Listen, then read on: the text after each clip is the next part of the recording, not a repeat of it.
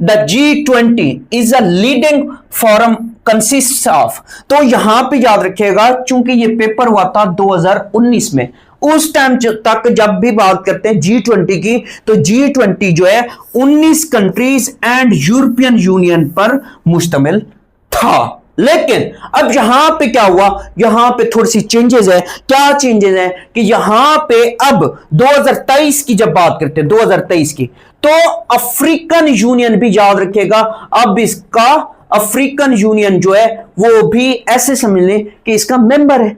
तो G20 अब 19 countries plus European union countries plus African union. African union के कितने, अगर अफ्रीकन यूनियन की बात करें तो इसके 55 मेंबर्स हैं। इसके कितने मेंबर्स हैं? इसके 55 मेंबर्स हैं। और ये 2002 में एस्टैब्लिश हुआ था अफ्रीकन यूनियन, या यूनियन बनी थी।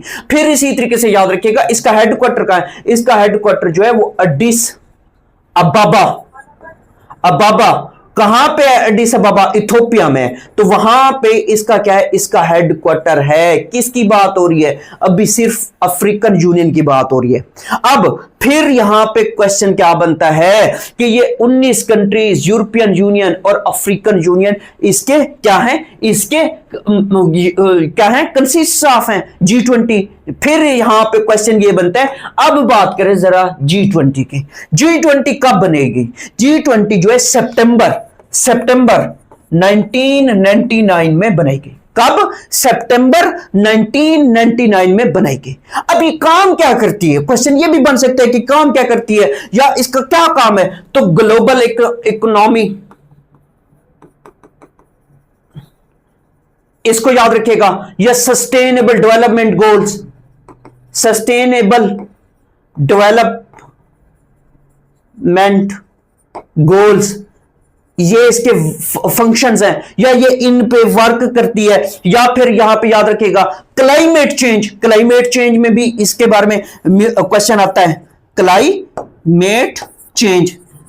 या फिर इसके बारे में याद रखिएगा कि फाइनेंशियल स्टेबिलिटी, इस पे इसके फंक्शंस हैं, इसके फंक्शंस हैं।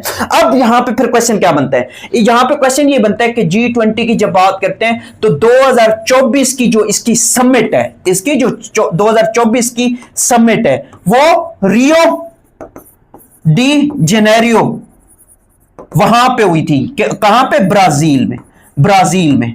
अभी 2025 की जो है, 2025 की ये अभी होनी है, आगे चल के होगी। तो 2025 की कहां होगी? साउथ अफ्रीका में होगी। कहां होगी?